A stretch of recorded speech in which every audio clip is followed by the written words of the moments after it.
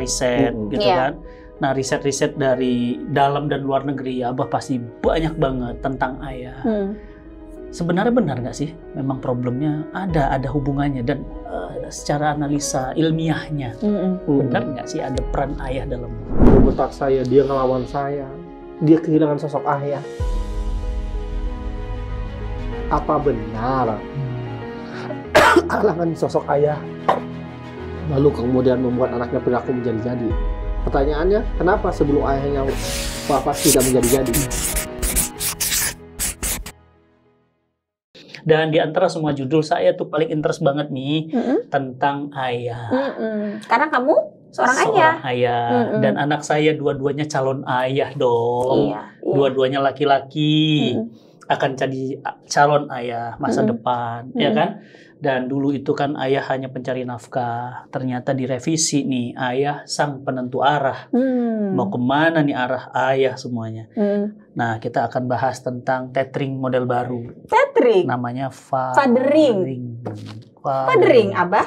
Abah, gimana Abah tentang fenomena hari ini?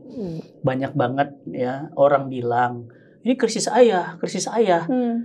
Ini semuanya penyebabnya ayah, ya no mention ya, saya nggak sebut dengan siapa. Ada pakar parenting ibu-ibu atau bapak-bapak selalu ayah lagi, ayah. Kok sekarang jadi ayah banyak kayak tersangka. Nah maksudnya, Abah kan banyak data riset gitu kan. Nah riset-riset dari dalam dan luar negeri, Abah pasti banyak banget tentang ayah. Sebenarnya benar nggak sih memang problemnya ada hubungannya, dan secara analisa ilmiahnya benar nggak sih ada peran ayah dalam? Iya, ada. Tapi kan bukan satu-satunya faktor, gitu ya, bukan satu-satunya faktor. Pengasuhan ibu juga berpengaruh. Dua-duanya sih ngaruh gitu. Ya, misalnya ayah yang sangat terlibat, anaknya juga bisa bermasalah. Contoh, pernah dengar nggak ibu-ibu ngomong gini? Ya, nanti ibu bilangin loh sama ayah. Oh iya. Pernah dengar? Iya. Ini kan ayahnya terlibat ya? Betul nggak? Tapi kenapa ibu bilangin sama ayah? Mungkin ayahnya juga positif, tapi ibunya yang nggak positif berarti. Jadi saya sering bilang, jangan pernah mengatakan untuk supaya anak nurut kepada anak, lalu jual-jual nama ayah. Nggak boleh itu. Kan nggak musim yang namanya ada di keluarga itu namanya. Baru tadi malam saya ditanya, kemarin ditanya, Abah boleh nggak sih di rumah itu ada yang ditakuti oleh anak? Gitu. Jadi satunya polisi baik, satunya polisi jahat. Konsep bad cop, good cop itu konsep usang, bahkan berbahaya. Gitu ya. Ketika ibu-ibu jualan ayah supaya anaknya nurut, apa bahayanya coba? Ketika ayah tidak hadir di tempatnya, itu yang membuat ibu kerepotan. Nggak ada yang ditakuti lagi. Iya. Dan makanya jangankan meninggal, ayahnya keluar kota aja ibunya kerepotan minta ampun. Jadi ketika seorang ibu mengatakan, ibu bilangin loh sama ayah. Tahu nggak, ibu ini lagi merendahkan marwahnya, kredibilitasnya di depan anak. Dan siap-siaplah diperbudak oleh anak. Gitu. Dan setelah suaminya wafat duluan, Allah takdirkan seperti itu. Betapa tak sedikit single parent yang mengatakan kepada saya, Abah Ihsan, setelah ayahnya wafat, perilaku anak saya menjadi-jadi. Mungkin dia tidak siap dengan kehilangan ayah. Benarkah perilakunya menjadi-jadi gara-gara ayahnya wafat? Dia membentak saya, dia ngelawan saya, dia kehilangan sosok ayah. Apa benar kehilangan sosok ayah lalu kemudian membuat anaknya perilaku menjadi-jadi? Pertanyaannya, kenapa sebelum ayahnya wafat tidak menjadi-jadi? Nah, boleh jadi karena tadi ketika ayahnya masih hidup, ibu ini tidak mampu mengendalikan perilaku anak, menghadapi perilaku anak, mengandalkan ayah, lalu kemudian mengatakan, nah, ibu bilangin lah sama ayah. Setelah ayahnya wafat duluan, Jadi kerepotan nggak ibu ini? Ibu-ibu, mau saja ajaklah ibu-ibu jangan jualan nama ayah terus. Jadi jualannya apa, Abah? Hah? Jualan nama ibu? Enggak. Ibu harus punya kredibilitas. Gitu. Ibu harus kredibel, punya branding sendiri di depan anak.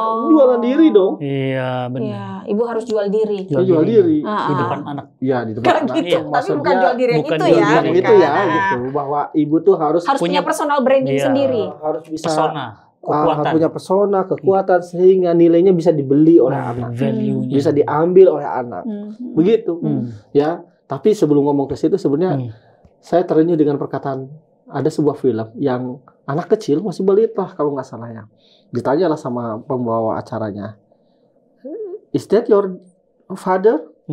Tapi dengan bangga dan tersenyum anak ini mengatakan, he is not my father, he is my dad. Apa bedanya father dengan dad?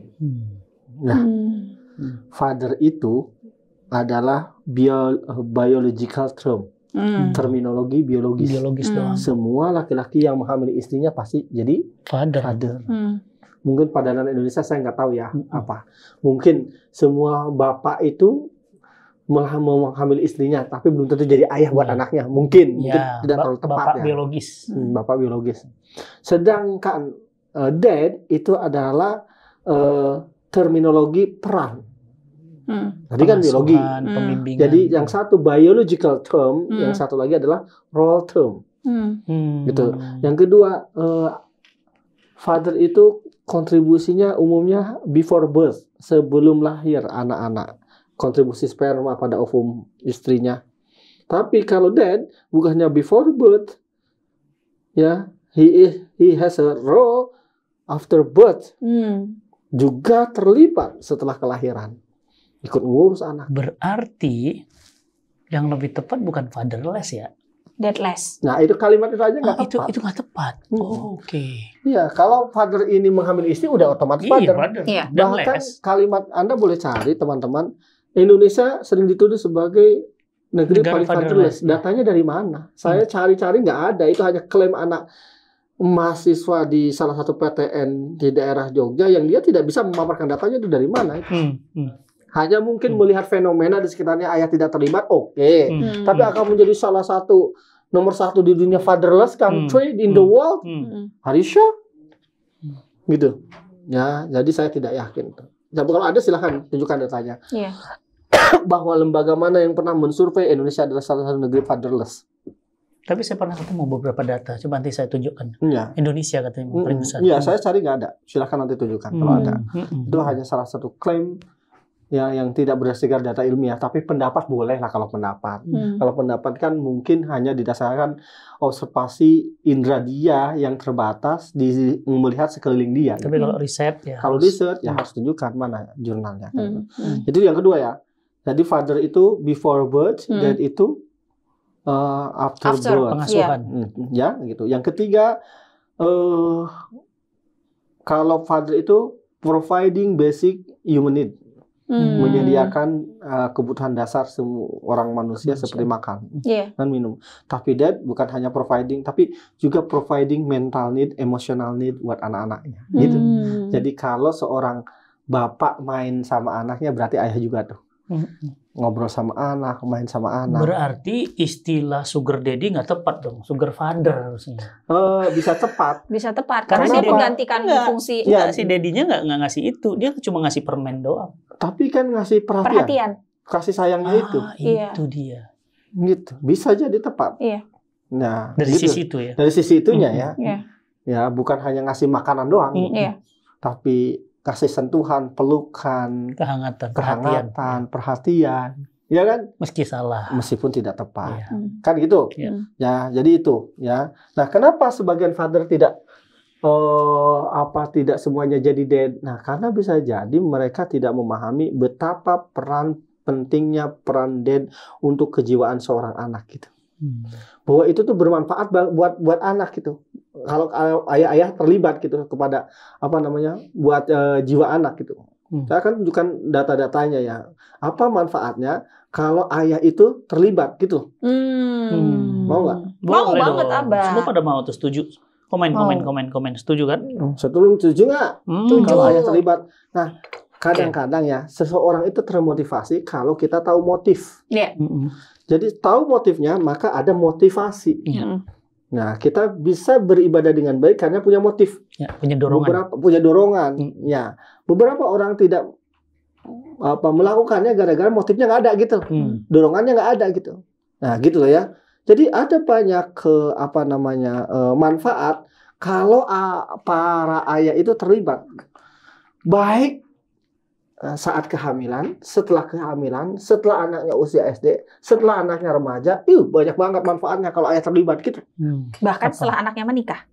Bahkan setelah anaknya menikah jelas. Nah, kan gitu. Ya, kita bahas dulu satu-satu ya.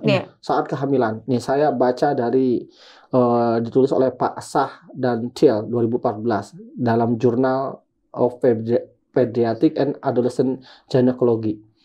Ya, gini, pregnant woman, ibu-ibu hamil, without father support, ya, tanpa ayah yang terlibat, dibandingkan yang ayahnya terlibat, ternyata bapak ibu semua, ya, 22% ya mengalami keguguran lebih sedikit dibandingkan ayah yang terlibat. Ngaruh. Stres ibu kalau disupport sama, kan hamil itu perhamil ya. Iya. Tidak mudah ya. Abah nggak nanya siapa yang ngamilin saya. Saya bingung, laki-laki yang sama. Nah, itu sama tuh. Ya Allah. Kali, Bah. Dan sampai sekarang. Ya. Sampai siapa tuh penghamil? Pelakunya itu. Pelakunya tuh. Itu yang pakai baju putih itu ya. Penghamil. Jadi misalnya ibu-ibu yang stres, berbagai macam kajian, misalnya kata Ibu Les Elliott PhD dari Harvard, ya ibu-ibu stres itu kan mempengaruhi banyak hal terhadap nanti fetus, janin dan sampai lahir kan. Jadi keterlibatan ayah mengurangi stresnya ibu kan. Jadi istri yang didampingi oleh suaminya, dia akan berkurang kemungkinan kegugurannya 22%. Iya. Gitu ya, gitu. Jadi daripada laki-lakinya, suaminya yang tidak terlibat. Itu pra kelahiran. Masih jalan masa kehamilan itu. Iya kan itu. Ya, ayah yang terlibat pada saat kehamilan juga akan menunjukkan kesehatan yang baik buat ayah, buat ibu hamilnya, buat ayahnya sendiri dan buat bayinya gitu. Di dalam jurnal yang lain ya disebutin. Ini baru saat apa? Saat hamil. Setelah kelahiran apa? Ya, keterlibatan ayah involved dads and parenting itu reduce mom parenting stress. Jadi mengurangi stres ibu-ibu gitu. Makanya anak saya 6, ya istri saya ya biasa-biasa aja, nggak ya boleh nanti wawancara istri suatu hari kan gitu, ya kalau mau kan gitu. Jadi kenapa begini teman-teman, ibu pada saat baru melahirkan, fase nifas, boleh sholat nggak? Enggak. Artinya apa? Sholat aja nggak boleh, apalagi nyuci piring. Ya, apalagi mengerjakan pekerjaan-pekerjaan berat. Gitu ya, istri kalian digituin ya. Istri. Iya. Ini dia nyuci piring, dia nyetrika, dia ngambil air, yang nyebokin anak. Dan dia yang begadang ketika anaknya bangun. Iya. Wah itu. Ya, kita juga capek saya masih ingat ketika anak pertama saya itu termasuk yang paling rewel, susah tidur, apalagi dia pernah penyakit waktu itu di kepalanya borok-borok gitu kan, jadi sakit mungkin ya, bisul-bisul gitu kan. Jadi saya capek banget siang udah kerja, tapi malam-malam bangun. Ya, lalu kalau saya nyuruh istri terus, emang istri juga nggak capek apa kan itu? Jadi akhirnya bergantian lah, menggendong itu. Dan bahkan saya sekarang merindukan ketika anak saya pertama sekarang 22 tahun ketika digendong itu saya masih ingat banget.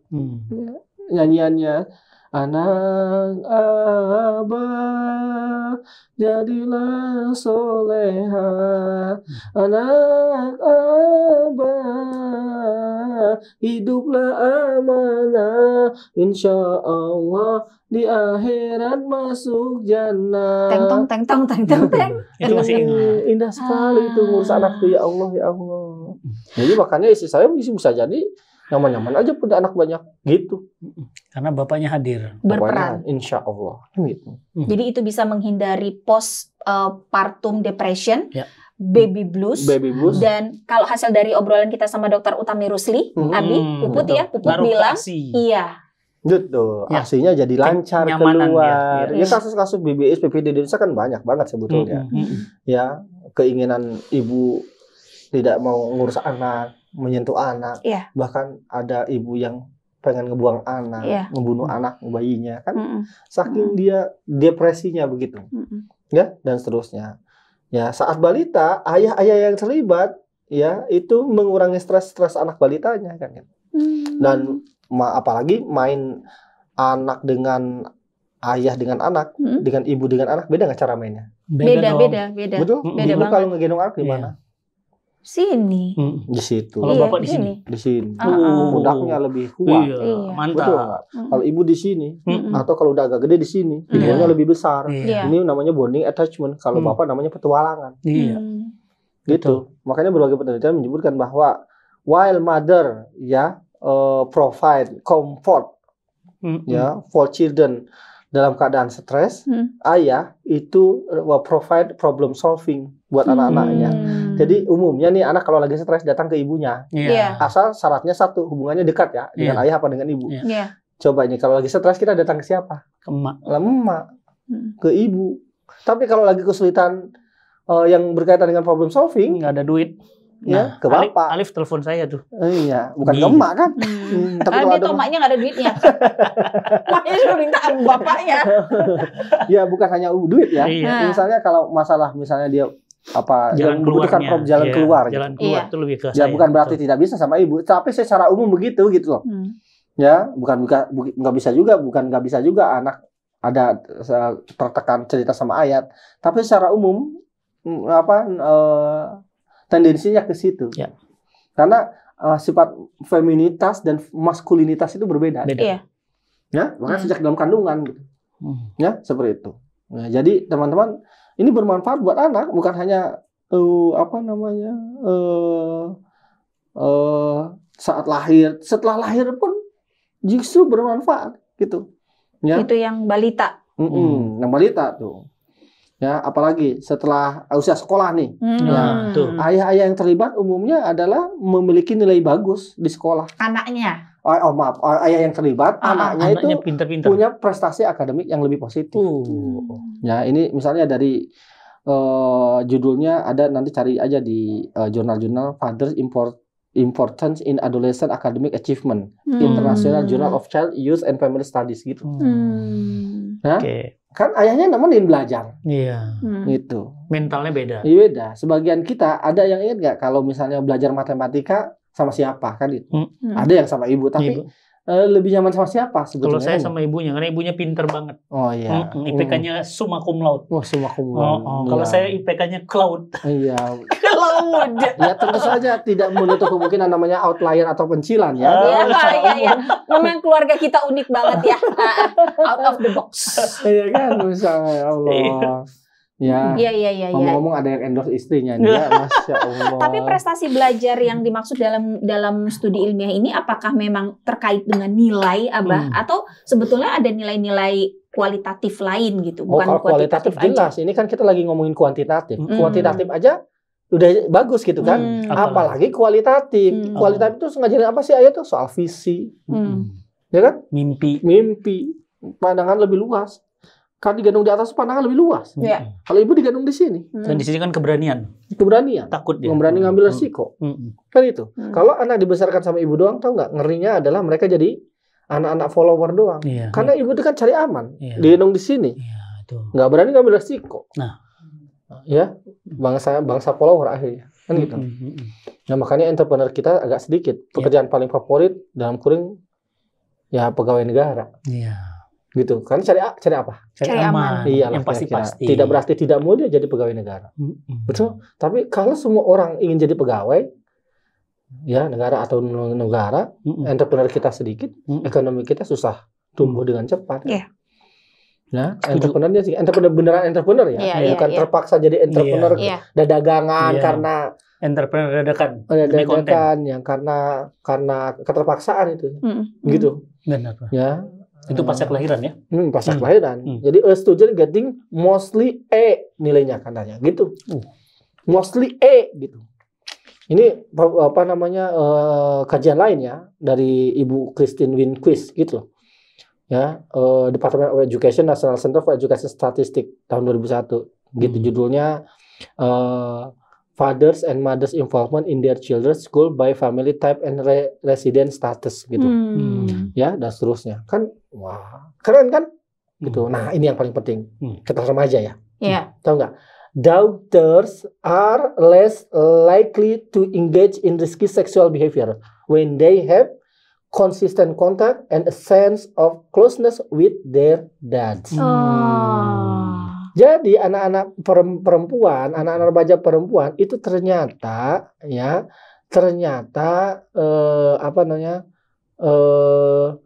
akan terhindar dari engage risky sexual behavior. Kalau kita mah zina gitu. Perilaku seksual beresiko itu kan ya hamil luar nikah dan seterusnya kan gitu. Kenapa? Karena dekat sama ayahnya. Ini menurut Ibu Bapak Greenby, Davis, Clark, dan Tequin ya dalam judul Father Involvement, Dating Violence and Sexual Behavior Among a National Sample of Adolescent Female, Journal of Interpersonal Violence. Jadi kasarnya gini lah, kalau anak perempuan kita sering, misalnya ya, anak kita suka nggak cium tangan kita yang perempuan. Maaf ya kalian tuh cowok semua sih laki-lakinya ya. Ya, gitu. Sorry ya. Jadi gimana? Sorry ya, kita punya anak perempuan. Misalnya, mana anak kita saling tangan kita? Iya. Kalau anak saling tangan kita, kalau Rasulullah dicium kan, anaknya yang dicium kan, anaknya tangannya dicium lagi kan, nah kita cium lagi tangan anak kita, gitu, gitu kan, sunahnya kan itu loh, dicium, dipeluk dan sunah. Kalau anak perempuan itu sering merasakan sentuhan ayahnya, sentuhan cinta maksud saya, sentuhan kasih sayang maksudnya, dicium tangan anaknya, dicium keningnya, dipeluk dia terbiasa disentuh sama laki-laki, maka dia tidak butuh lagi sentuhan laki-laki lain. Kenyang dengan pelukan. Kenyang dia nggak cari pelukan lain. Nggak cari pelukan lain, kan fitrah perempuan ada perlindungan. Kalau itu kita kaitkan dengan pacaran, berarti anak-anak akan punya kayak proteksi diri dia sendiri, Abah. Akan punya benteng sendiri. Buat apa sih kalau aku sudah dapat perlindungan, ngapain aku butuh perlindungan yang lain? Kalau itu daughter, kalau son gimana, Abah? Sama juga nggak? Ini kasusnya adalah anak-anak yang perempuan. Ya, nanti kita lihat apakah ada yang laki-laki. Anak laki-laki, Tapi bukan ke masalah sexual behavior, biasanya laki-laki. Kepada delinquency atau kenakalan remaja. Penelitiannya gitu. Ya, seperti itu. Jadi logikanya gini, kalau sudah disentuh sama ayah, kalau anak perempuan dulu ya tadi ya, maka dia akan sudah dapat sentuhan itu. Tapi kalau jarang disentuh, ada laki-laki yang nggak sengaja aja nyenggol dia, jangan-jangan merasa ser gitu, kayak nyetrum gitu, jangan ditempel-tempelin gitu kan, cari sentuhan dia, cantik sentuhan kan gitu, dan seterusnya gitu. Ada lagi nih dari Ibu Alice B.J. Scholmer. Ya, dia mengatakan higher quality father-daughter relationship is a protective factor against engagement in risky sexual behavior. Sama tadi kayak tadi, cuman beda jurnal aja, kan gitu loh. Jadi keren banget nih kalau ayah terlibat kan. Nah ini tadi yang ditanyain, anak cowok gimana? Boys have fewer behavior problem and girls have fewer psychological problem when they have involved dads.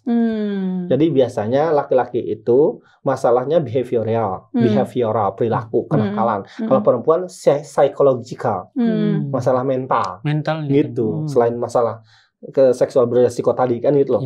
Jadi kalau ayah yang terlibat, ini menurut Christensen gitu kan, beliau mengatakan bahwa anak laki-laki cenderung akan mengalami masalah perilaku yang lebih sedikit dibandingkan ayah yang tidak terlibat. Betapa banyak manfaat ayah. Loh, laki-laki itu belajar jadi laki-laki dari mana harusnya? Dari bapaknya. Dari siapa lagi gitu? Ya. Maka semua ayah ketika anaknya umur 10 tahun, anaknya yang punya anak laki-laki nih, harus rajin-rajin ngajak anak laki-lakinya berkegiatan dengan ayah tanpa ibu. Benerin mobil. Me time berdua. Supaya dia ya belajar bagaimana jadi laki-laki. Jangan belajar dari orang lain gitu.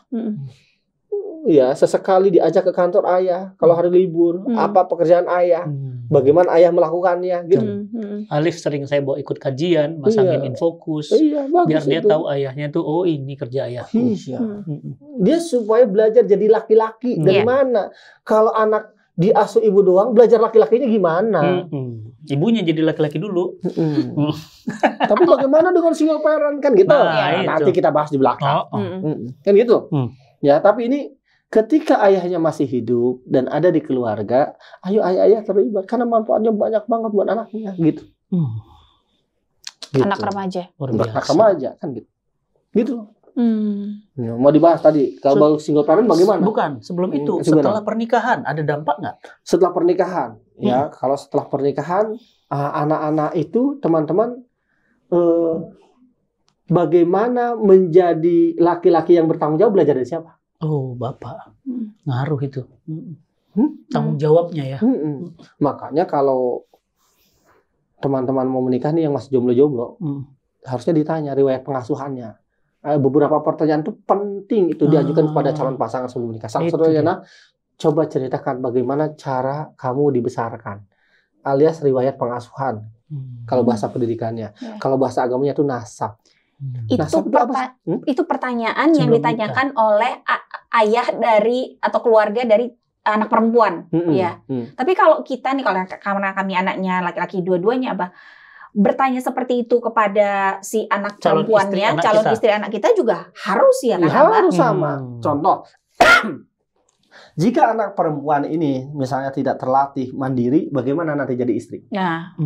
Jadi pertanyaan pertama yang paling penting kalau Bapak Ibu, kalau teman-teman ta'aruf, kalau teman-teman berkenalan atau mencari pasangan adalah coba ceritakan di antara 5 pertanyaan ini, saya ceritakan satu aja ya. Coba ceritakan bagaimana cara kamu dibesarkan. Nah, pertanyaan ini turunannya panjang tuh. Dekat nggak sama ayah? Dekat nggak sama ibu? Kalau anak kita perempuan, misalnya kalau anak kita perempuan ya, dan tanya si laki-laki ini dekat nggak sama ayah? Dekat nggak sama ibu? Kalau dia dekat sama ibu, ya, dan dia mengidolakan ibunya, tahu nggak? Si laki-laki nanti punya ekspektasi karakter istrinya, kemampuan istrinya seperti ibunya. Dibanding-bandingin malah. Nah, emakku jago masak, kamu enggak. Kan alam bawah sadar. Iya. Apakah siap? Iya, emakku serba bisa, kamu si perempuan masak. Ini, benar. Kemudian dituntut punya ekspektasi seperti ibunya. Kan gitu. Iya. Ya sama, kalau kemudian anak kita laki-laki, lalu kemudian menikah dengan seorang perempuan, lalu si perempuan ini dekat sama bapaknya, dia akan membandingkan suaminya, ayahku ini, pelindungku, pahlawanku. Dulu bapakku semua dikasih begitu sama kamu pelit. Iya, itu yang negatif ya. Kalau yang positif kan lebih bagus kan itu. Ya, gitu. Misalnya ayahnya itu mengayomi, ayahnya itu misalnya memandirikan, mungkin dia akan menuntut gitu. Jadi riwayat pengasuhan itu penting, atau nasab itu penting. Nasab itu bukan dia Saripah atau Sayyid ya, atau darah biru, darah pink ya, bukan. Ya, darah pink. Emang darah pink? Oh, udah. Darah. Nah, gitu kan? Darah biru, ya darah biru turunan sultan atau sultanah ya. Raden Ayu Roro Jonggrang bukan dari situ ya. Tapi bagaimana cara dia dibesarkan itu menentukan, kan gini, seseorang itu berperilaku atas dasar perlakuan yang dia terima gitu loh. Gitu. Ya. Jadi penting untuk mengetahui bagaimana cara dia dibesarkan gitu. Setelah menikah juga nanti ngaruh. Gitu, bagaimana dia menjadi seorang imam, seorang ayah, belajar dari mana? Yang pertama tentu saja dari orang tuanya. Kalau dia kemudian misalnya, bagaimana kalau ayahnya tidak bertanggung jawab, bisa nggak dia jadi baik? Bisa, asal dia terjerumus di masjid kampus. Asal dia belajar di tempat-tempat baik. Jadi kalau kita yang punya masa lalu buruk itu bisa menjadi baik, asal kitanya mau upgrade ulang, memprogram ulang otak kita gitu. Jadi tidak selalu masa lalu negatif itu menjadi pasti negatif. Cuman kita mau nggak menginstal ulang program otak kita gitu. Di defrag, dirapihin lagi. Ini sebagian kita punya masa lalu yang tidak bagus kan. Misalnya Ustadz gitu kan, punya masa lalu tidak bagus gitu kan. Tapi terformat ulang. Terformat ulang. Nah, kalau tanpa ilmu Ustadz, biasanya yang tidak bagus di masa lalu tuh justru punya kutub sebaliknya yang berlebihan. Kalau tanpa ilmu kan diseimbangkan tuh. Contoh, kita dulu misalnya miskin, susah. Setelah kita berkecukupan dewasa, anak kita tidak ingin susah seperti kita kan. Lalu penuh berbagai keinginan, kayak berdendam gitu. Nah, pertanyaan bagus ya buat anak? Enggak. Atau contoh lain, kita dulu dibesarkan dengan pukulan oleh ayah ibu kita. Kita yang positif ya, akan merasakan aku tuh sakit dipukul ayah. Aku nggak mau anakku disentuh sekalipun. Tapi kalau tanpa ilmu tahu nggak akibatnya apa? Berlebihan, terlalu melindungi anak, tidak bisa tegas sama anak. Kan gitu loh. Padahal mungkin niatnya baik ya. Aku sudah merasakan sakit, anakku jangan gitu ya. Iya, kan gitu. Kan berbahaya itu. Gara-gara itu kan. Atau ada mungkin mudah-mudahan ada waktu kita bahas soal apa tuh namanya? Bulldozer parenting yang orang tua menyelesaikan masalah anak. Orang tua yang nyelesain masalah. Menarik tuh. Itu kapan-kapan dibahas tuh. Siap-siap aja. Ya, gitu. Jadi orang tua yang malah turun tangan semua di sekolah, datangin dosennya. Datangin gurunya. Kuliah atau apa? Iya. Saya tuh dosen-dosen di Bandung banyak banget. Bahkan di sini aja ada di Jakarta di kampus terkenal PTN ada grup WhatsApp orang tua mahasiswa. Udah segede itu masih didatang. Ada coba teman-teman komentar ada nggak di sini yang merasakan punya grup orang tua mahasiswa? Bayangin grup WhatsApp orang tua mahasiswa isinya UTS-nya gimana anak kita, UAS-nya gimana anak kita. Bahkan ada yang berani datangin dosennya, WA dosennya, tolonglah anak saya jangan susah-susah biar cepat lulus, jangan dipersulit anak saya. Nantilah dibahas itu ya. Yang kita kesini dulu bahwa penting untuk kemudian kita ya masa lalu itu gimana caranya diperbaiki gitu. Kalau masa lalu kita buruk ya, lalu kita misalnya dendam dalam positif. Ya, caranya bukan hanya dengan memperlakukan anak dengan kutub sebaliknya, tapi berdasarkan argumen pengetahuan nggak yang baik, bukan hanya sekedar dendam masa lalu, gitu. Nah, Abah, kalau single parent gimana? Oke, kalau single parent bagaimana? Tadi kan kita ngomong keterlibatan ayah bagus, betul? Iya. Ya, tapi kan kita yang single parent bagaimana? Apakah tidak punya peluang jadi anak yang bagus? Itu. Ya, masih bisa punya peluang anak yang bagus asal ibunya mau belajar enggak gitu.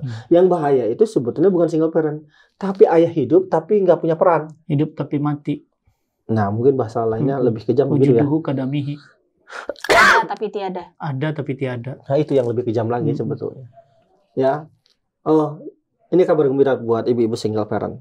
Asal ibunya punya keterampilannya, tahu nggak Allah akan otomatis kuatkan ibu-ibu yang suaminya tiada. Jangan suaminya tiada, suaminya di luar kota aja, ibu tuh otomatis strong, tahu nggak? Iya, Abah. Ya, setuju. Kan gara-gara ibu banyak melakukan dalam tanda kutip penipuan gitu kan, tidak bisa ngangkat galon, tidak masang gas gitu, gara-gara suaminya ada. Tapi begitu nggak ada, jadi kuat ya. Kuat nggak kira-kira? Tapi kalau saya ada Ustaz Fatih juga saya tetap ngangkat galon sendiri ya, Mbak. Saya tetap masang gas sendiri. Saya bilang. Ini nama saya bilang pencilan gitu kan tadi. Kan kita pencicilan. Masa lampu juga sendiri. Kita pencicilan. Iya. Pencilan bukan pencicilan. Ya gitu. Data namanya itu data simpangan gitu. Jadi sebetulnya istri itu atau ibu itu sebetulnya punya kekuatan juga ya. Punya. Ada nggak orang single parent tapi anaknya jadi hebat? Banyak. Umar Syafi'i misalnya. Ibunya Imam Syafi'i. Bisa tuh. Single parent. Iya, single parent. Imam Bukhari, single parent. Jadi kalau masa lalu kan banyak anak-anak sekarang juga banyak yang single parent orang tuanya. Misal salah satu dekan UI termuda itu saya lupa namanya profesor siapa itu, ya dia juga single parent orang tuanya. Terlalu banyak single parent bisa jadi kuat gitu. Ya cuman tadi harus tough, harus kuat kan gitu. Jangan sampai gara-gara suami saya itu nggak ada, saya susah mendidik anak gitu. Akhirnya jadi dia ketergantungan dengan makhluk, ketergantungan sama Allah gitu. Gitu. Jadi begitu kalau single parent bisa. Ada teknis? Apanya? Teknis bagaimana caranya menguatkan anak pada saat ayahnya sudah tiada atau ayahnya LDM. Oke. Kita ini cari yang positifnya dulu itu teknisnya. Iya. Daripada kita mengutuk kegelapan lebih baik menyalakan cahaya. Apa hal yang positif yang bisa kita kuatkan ketika kita jadi single parent? Contoh, apa yang kekuatan coba kelebihannya? 1, minim konflik dengan pasangan. Kan nggak ada. Iya. Lebih fokus. Mau konflik sama siapa? Nggak ada. Oh iya. Jadi lebih konsisten tuh harusnya. Nggak harus debat dulu dengan pasangan. Kan gitu. Kedua, kira-kira lebih susah kan? Kesusahan itu sebetulnya bagian dari kebaikan nggak? Iya dong. Iya. Asal tadi orang tuanya punya nggak kekuatan, ibunya punya nggak kekuatan ketika single parent, misalnya tidak memanjakan anaknya berlebihan.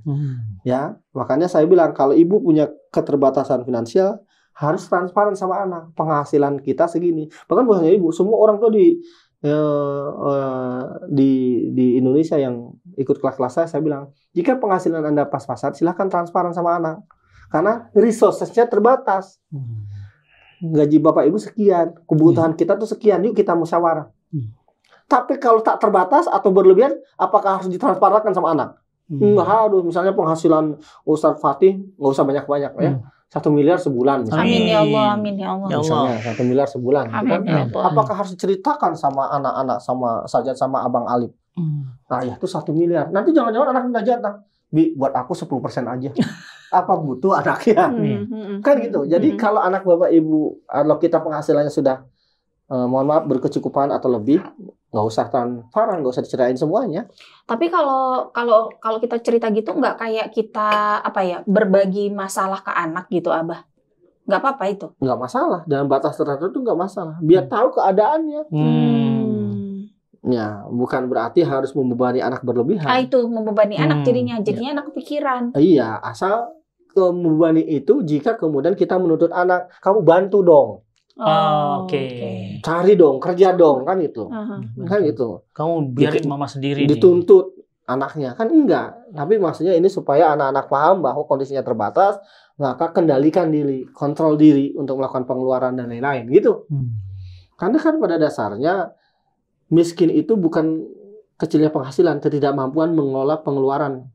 Orang yang tidak merasa cukup, gaji 2 juta, nyicil motor 1, nyicil panci anti lengket, kan miskin. Tapi gaji 20 juta, tetap juga bisa miskin kalau dia merasa kurang terus. Apa sih miskin itu? Hakikatnya yang merasa kurang terus, gaji 20 juta. Nggak akan pernah cukup. Iya, nyicil rumah tiba 90, luas tanah 200, di Bandung harganya 900 juta, DP 30%, bunga 7,2%, fix 2 tahun normal 8 juta. Ya Allah, betul. Hari Senin harga naik. Iya, mobilnya Bujero, cicilan 8 juta. Mobil Bujero. Jadi 16 juta kan? Anak 3 sekolah di SD Islam Al-Mahali, PP 1 juta, tinggal 1 juta tah. Kerudungnya udah tuh sesa-sesa lagi. Kerudungnya merek sesa-sesa, kayaknya terbuat dari kulit semut, harganya 2 juta soalnya ya. Oh ya Allah. Kulit semut. Saking susah cari bahan guys gitu loh. Jadi ngutang nggak tuh gaji 20 juta? Iya. Bisa ngutang. Itu kan gara-gara itu. Jadi bukan karena miskin itu bukan karena secara umum ya ada berbagai macam kategori miskin ya. Tapi maksudnya secara umum adalah jadi orang kaya itu bisa miskin sebetulnya. Orang berpenghasilan besar itu bisa miskin. Mindset. Jika merasa kurang. Ya, jadi gitu. Orang yang gaji 5 juta bisa jadi kaya. Gitu. Jadi artinya single parent itu nggak jadi kiamat ya Bi ya. Nah itu kalimat yang bagus. The world is not over. It's not the end of the world. Bagus banget Inggrisnya. You know? No. I can speak bahasa. Bahasa Medan. Ya kan gitu. Iya. Ya, jadi bisa, belum sangat bisa. Jadi keterlibatan seorang ayah secara aktif pada semua jenjang usia anak tuh ternyata efeknya nggak ada yang failed. Dan menakjubkannya di dalam Quran justru obrolan ayah dengan anak lebih banyak daripada ibu dengan anaknya. Amazing kan Al-Quran kita. Dahsyat ya. Amazing Quran. Kemudian juga setelah itu obrolannya itu selalu obrolan dari mulai sederhana sampai yang kompleks. Amazing Quran Bapak kita. dengan ibu. Bukan ibu dengan bapak dengan anak laki-laki. Ibu sama anak justru jarang diceritakan. Sementara hari ini orang mengopinikan ibu sama anak, Quran geret bapak. Yang ngajarin sholat di surat Luqman siapa? Ayah. Yang ngajarin akhlak di surat Luqman, ayah. Yang ngajarin akidah di surat Luqman, ayah. Ngomong-ngomong Luqman laki-laki apa perempuan? Ayo Umu. Laki-laki. Lukman Saraswati. Kalau perempuan namanya nggak usah Saraswatinya, Lukmania aja. Lukmania, iya. Itu Lukmini kan. Jadi dia berubah kan. Dia bisa jadi ibu kan itu. Ya, jadi mohonlah para ayah, ini manfaatnya banyak. Ya. Dan saya punya data, alhamdulillah sih makin kesini ayah itu makin aware, iya, bahwa ayah itu penting. Ya, ini saya punya data misalnya di kelas-kelas pelatihan saya dulu tahun 2002 laki-laki itu keterlibatan dalam kelas-kelas parenting saya itu cuma 26%. Tapi 2024 kemarin laki-laki mulai meningkat menjadi 38%. Alhamdulillah. Ada kenaikan, selamat para ayah. Iya. Keren banget, pertahankan, tingkatin. Saya keliling 34 provinsi, 150 kota Indonesia, tapi itu terjadi hanya di kota. Kalau di kampung-kampung atau di daerah, maaf, itu nggak sampai 10%. Masih. Keterlibatan ayah itu. Ya, karena budaya. Seiring perkembangan informasi. Jadi sebetulnya ibu-ibu yang suaminya belum terlibat, mohon maaf ya, jangan salahkan mereka berlebihan. Kenapa? Karena mereka dibesarkan bukan di ruang hampa. Mereka dibesarkan dalam konstruksi budaya yang bahwa urusan anak adalah urusan perempuan gitu. Iya. Kan banyak tuh ibu-ibu yang suka ngeluh sama saya. Suami saya nggak terlibat ngurus anak, suami saya gini, suami kasar, suami saya. Katanya wawancara nggak suami kalian, calon suami kalian sebelum nikah? Enggak. Jadi apa aja yang diomongin Marimar sebelum nikah gitu loh. Gitu. Malah nggak ngomong-ngomong. Langsung nikah gara-gara suaminya udah sudah gaji sekian. Iya. Jadi pegawai anu sebagai pegawai anu kan. Atau hanya jangan-jangan karena terjebak karena cinta. Ya kan? Yeah. Makanya dalam agama kita kan ketika bicara menikah itu dasarnya bukan hub, bukan cinta, tapi sakinah atau ketenangan. Kalau hub itu ya kan bisa hilang. Secantik-cantiknya ungu saja ditinggali tiap hari, kumaha. Tapi saya setu apapun akan tetap ayu, Abah. Karena namanya ayu ya. Dan akan lestari terus, ayu lestari lagi. Makanya saya pilih, Mbak. Gimana caranya supaya sampai kapanpun kayak manapun tetap ayu. Lestari dia. Ayu lestari kan. Lagi-lagi kita keluarga pencilan ya. Pencicilan. Ya mudah-mudahan para ayah dengar. Dahsyat Abah nih tentang ayah ya. Mudah-mudahan didengar semua dan di-share ya. Dahsyat banget, alhamdulillah. Makasih ya, kamu dan tuh jangan lupa, ayah yang hebat buat anak-anak kita. Kita itu memang punya program untuk ayah dan juga untuk ibu dan untuk keluarga, Umroh Family Series bersama Abah Ihsan dan istrinya. Dan alhamdulillah juga anak-anaknya, saya juga dengan istri. Masya Allah, kita akan bahas di Umroh Family Series. Kita akan berangkat 19 Februari, dapatkan informasinya di sini, dan kita masuk ke Ramadan, awal Ramadan loh. Masya Allah ya, mudah-mudahan bisa bareng sama Abah Ihsan. Bismillah. Buka iftar bersama, ngobrol para ayah, kita buat nanti geng ayah Madinah. Geng ayah solihah. Jangan dong, geng ayah soli. Bismillah. Bismillah ya.